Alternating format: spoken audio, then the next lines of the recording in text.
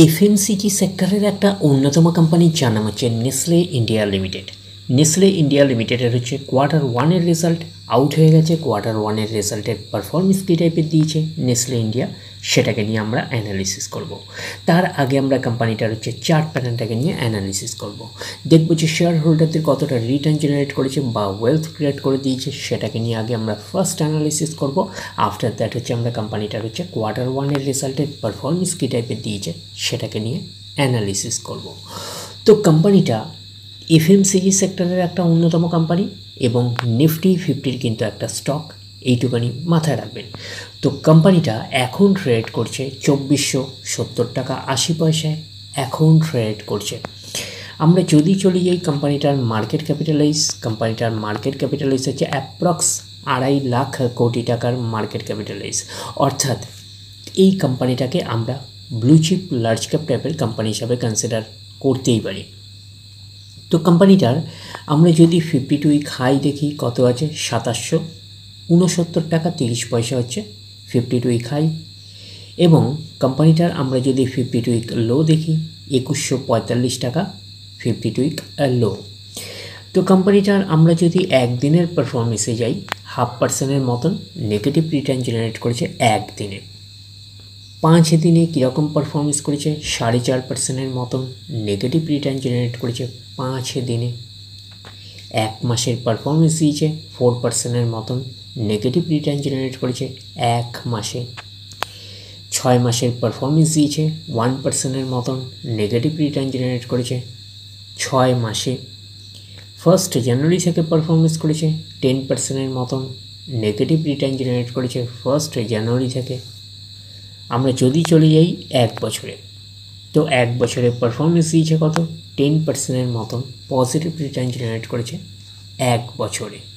তো ন্যাচারাল ব্যাপার, আমরা জানি যে শর্ট টার্মে সেভাবে ওয়েলথ ক্রিয়েট হয় না স্টক মার্কেট থেকে, যত লং খেলবেন স্টক মার্কেটে তত হচ্ছে ওয়েলথ ক্রিয়েট হয়। তো এই কোম্পানিটা কিন্তু শর্ট টার্মে অর্থাৎ 1 বছরে একটা ওকে টাইপের পারফরমেন্স করেছে, আমরা এইটুকুনি বলতে পারি। 10%-এর মতন কিন্তু পজিটিভ রিটার্ন জেনারেট করেছে 1 বছরে অর্থাৎ শর্ট টার্মে। তো এখন দেখার বিষয় কোম্পানিটাকে লং টার্মে ভালো পারফরমেন্স করেছে, লং টার্মে কি শেয়ার হোল্ডারদের ওয়েলথ ক্রিয়েট করে দিয়েছে, সেটাই কিন্তু এখন আমাদের দেখার বিষয়। তাহলে আমরা চলে যাচ্ছি কোম্পানিটার 5 বছরের চার্ট প্যাটার্নে। তো 5 বছরে পারফরমেন্স করেছে 117%-এর মতন পজিটিভ রিটার্ন জেনারেট করেছে 5 বছরে। তো 100% মানে ইনভেস্টমেন্ট ডবল, তো ইনভেস্টমেন্টকে কিন্তু ডবলের অনেকটাই বেশি করে দিয়েছে 5 বছরে। তো সেই হিসাবে কিন্তু একটা ডিসেন্ট টাইপের পারফরমেন্স করেছে 5 বছরে, আমরা এইটুখানি বলতেই পারি। ব্লু চিপ লার্জ ক্যাপ টাইপের কোম্পানিগুলোর মূল টার্গেট হচ্ছে 5 বছরে ইনভেস্টমেন্টকে ডবল করা। তো এই কোম্পানিটাও হচ্ছে ব্লু চিপ লার্জ ক্যাপ টাইপের কোম্পানি। তো এই কোম্পানিটাও কিন্তু 5 বছরে ইনভেস্টমেন্টকে কিন্তু ডবলের অনেকটাই বেশি করে দিয়েছে। তো সেই হিসাবে কিন্তু একটা ডিসেন্ট টাইপের পারফরমেন্স করেছে 5 বছরে, আমরা এইটুখানি বলতেই পারি। এইবারে আমরা চলে যাব কোম্পানিটার ম্যাক্সিমাম চার্ট প্যাটার্নে। তো ম্যাক্সিমাম চার্ট প্যাটার্ন হিসাবে পারফরমেন্স করেছে 890%-এর মতন পজিটিভ রিটার্ন জেনারেট করেছে অল টাইম বা ম্যাক্সিমাম। তো কোম্পানিটা লিস্টেড হয়েছে 2010-এ, তাহলে 2010 থেকে এখন অবধি রিটার্ন জেনারেট করেছে 890%-এর মতন পজিটিভ রিটার্ন জেনারেট করেছে অল টাইম বা ম্যাক্সিমাম। তো ম্যাক্সিমাম চার্ট প্যাটার্নটা কিন্তু লেফট টু রাইট ওপরের দিকে মুভ করছে। তো সেই হিসাবে কিন্তু একটা ডিসেন্ট টাইপের চার্ট প্যাটার্ন হিসাবে আমরা কনসিডার করতেই পারি, এবং কোম্পানিটা কিন্তু ফান্ডামেন্টালি সাউন্ড কোম্পানি। তো এখন দেখার বিষয়ে কোম্পানিটার কোয়ার্টার 1-এর রেজাল্টের পারফরমেন্স কী টাইপের দিয়েছে। তাহলে আমরা চলে যাচ্ছি কোম্পানিটার কোয়ার্টার 1-এর রেজাল্টে। আমরা চলে আসলাম কোম্পানিটার হচ্ছে কোয়ার্টার 1-এর রেজাল্টে। আগে আমরা আমরা দেখে নেব যে সিকোয়েন্সগুলো ঠিকঠাকভাবে সাজানো রয়েছে নাকি, এটাকে আগে আমরা দেখে নেব। এটা হচ্ছে এই কোয়ার্টার মিনস হচ্ছে কোয়ার্টার 1, এটা হচ্ছে প্রিভিয়াস কোয়ার্টার, আর এটা হচ্ছে 1 বছর আগে। তাহলে সিকোয়েন্সগুলো ঠিকঠাকভাবে সাজানো রয়েছে, আমরা এইটুকুনি বলতেই পারি। এইবারে দেখে নিই যে অ্যামাউন্টগুলো কিসে দিয়েছে। অ্যামাউন্টগুলো হচ্ছে মিলিয়ন্সে দিয়েছে অ্যামাউন্টগুলো।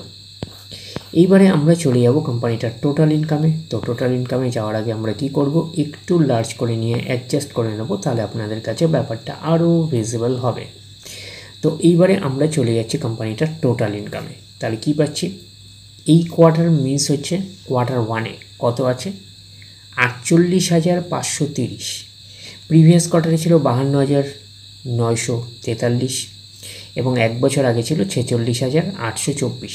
তাহলে এক বছর আগের 46,824টা এখন কত হয়ে গেছে? 48,530। তাহলে আমরা বলবো ইয়ার অন ইয়ার বেসিস কিন্তু জাম্প রয়েছে টোটাল ইনকামে। প্রিভিয়াস কোয়ার্টারে ছিল কত?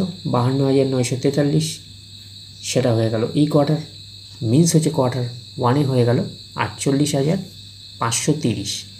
তাহলে আমরা বলবো কোয়ার্টার অন কোয়ার্টার বেসিস কিন্তু ডাউন পারফরমেন্স করেছে টোটাল ইনকামে। তো ন্যাচারাল ব্যাপার, আমরা জানি যে ইনকাম করতে গেলে কোম্পানিকে এক্সপেন্সেস করতেই হবে। তো এখন দেখার বিষয় কোম্পানিটা ইনকাম করতে গিয়ে কতটা এক্সপেন্সেস করেছে। তাহলে আমরা চলে আসলাম টোটাল এক্সপেন্সেসে। এই কোয়ার্টার মিস হয়েছে কোয়ার্টার ওয়ানে 38,440। প্রিভিয়াস কোয়ার্টারে ছিল কত? 40,538 এবং এক বছর আগে ছিল 37,431। তাহলে এক বছর আগে 37,431টা এখন কত হয়ে গেছে? 38,440। তাহলে আমরা বলবো ইয়ার অন ইয়ার বেসিস কিন্তু জাম্প রয়েছে টোটাল এক্সপেন্সেসে। প্রিভিয়াস কোয়ার্টারে ছিল কত? 40,538, সেটা হয়ে গেল এই কোয়ার্টার, মিস হচ্ছে কোয়ার্টার ওয়ানে হয়ে গেল কত? 38,440। তাহলে আমরা বলবো কোয়ার্টার অন কোয়ার্টার বেসিস কিন্তু ডাউন পারফরমেন্স করেছে, আমরা এইটুকুনি বলতে পারি টোটাল এক্সপেন্সেসে। এইবারে আমরা বের করবো কি? এইবারে আমরা বের করবো হচ্ছে অপারেটিং প্রফিট। কী করে বের করব? টোটাল ইনকাম থেকে টোটাল এক্সপেন্সেস আমরা বাদ দেবো। বাদ দিলে যেটা পড়ে থাকবে সেটা হচ্ছে অপারেটিং প্রফিট। টোটাল ইনকাম পেয়ে গেছি, টোটাল এক্সপেন্সেস পেয়ে গেছি, টোটাল ইনকাম থেকে টোটাল এক্সপেন্সেস বাদ দিলে পড়ে থাকছে অপারেটিং প্রফিট। অর্থাৎ আপনারা বলতে পারেন profit before exceptional items and tax, এটাকেই আপনারা অপারেটিং প্রফিট বলতে পারেন। তাহলে আমরা পাচ্ছি কি? এই কোয়ার্টার মিস হচ্ছে কোয়ার্টার ওয়ানে 10,090। প্রিভিয়াস কোয়ার্টারে ছিল কত? 12,405 এবং এক বছর আগে ছিল 9,393। তাহলে এক বছর আগের 9,393টা এখন কত হয়ে গেছে? 10,090। তাহলে আমরা বলবো ইয়ার অন ইয়ার বেসিস কিন্তু জাম্প রয়েছে অপারেটিং প্রফিটে। প্রিভিয়াস কোয়ার্টারে ছিল কত? 12,405, সেটা হয়ে গেল এই কোয়ার্টার, মিস হচ্ছে কোয়ার্টার ওয়ানে হয়ে গেল কত? 10,090। তাহলে আমরা বলবো কোয়ার্টার অন কোয়ার্টার বেসিস কিন্তু ডাউন পারফরমেন্স করেছে, আমরা এইটুকুনি বলতে পারি অপারেটিং প্রফিটে।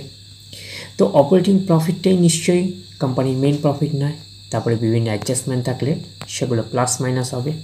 গভর্নমেন্টকে ট্যাক্স পে করতে হবে, গভর্নমেন্টকে ট্যাক্স পে করার পরে কোম্পানির কাছে যেটা পড়ে থাকবে সেটা কোম্পানির ফাইনাল প্রফিট বা নেট প্রফিট হিসাবে আমরা কনসিডার করতেই পারি।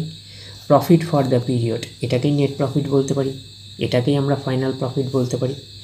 এই কোয়ার্টার মিস হচ্ছে কোয়ার্টার ওয়ানে কত আছে? 7,466। প্রিভিয়াস কোয়ার্টারে ছিল কত? 9,341 এবং এক বছর আগে ছিল 6,983। তাহলে এক বছর আগের 6,983টা এখন কত হয়ে গেছে? 7,466। তাহলে আমরা বলবো ইয়ার অন ইয়ার বেসিস কিন্তু জাম্প রয়েছে, আমরা এইটুকুনি বলতে পারি নেট প্রফিটে। প্রিভিয়াস কোয়ার্টারে ছিল কত? 9,341, সেটা হয়ে গেল এই কোয়ার্টার, মিনস হচ্ছে কোয়ার্টার ওয়ানে হয়ে গেল কত? 7,466। তাহলে আমরা বলবো কোয়ার্টার অন কোয়ার্টার বেসিস কিন্তু ডাউন পারফরমেন্স করেছে নেট প্রফিটে। এইবারে আমরা চলে যাব কোম্পানিটার হচ্ছে ইপিএসে, অর্থাৎ আর্নিং পার শেয়ারে। তাহলে আমরা চলে আসলাম কোম্পানিটার ইপিএসে অর্থাৎ আর্নিং পার শেয়ারে। এই কোয়ার্টার মিস হচ্ছে কোয়ার্টার ওয়ানে 7.74, প্রিভিয়াস কোয়ার্টারে ছিল 9.69 এবং এক বছর আগে ছিল 7.24। তাহলে এক বছর আগের 7.24টা এখন কত হয়ে গেছে? 7.74। তাহলে আমরা বলবো ইয়ার অন ইয়ার বেসিস কিন্তু জাম্প রয়েছে ইপিএসে অর্থাৎ আর্নিং পার শেয়ারে। প্রিভিয়াস কোয়ার্টারে ছিল কত? 9.69, সেটা হয়ে গেল এই কোয়ার্টার, মিনস হচ্ছে কোয়ার্টার ওয়ানে হয়ে গেল কত? 7.74। তাহলে আমরা বলবো কোয়ার্টার অন কোয়ার্টার বেসিস কিন্তু ডাউন পারফরমেন্স করেছে ইপিএসে অর্থাৎ আর্নিং পার শেয়ারে। তো ন্যাচারাল ব্যাপার, আমরা জানি যে নেট প্রফিটের রিফ্লেকশনটা ইপিএসে পাই, তো নেট প্রফিটের রিফ্লেকশনটা আমরা ইপিএসে পেয়েছি।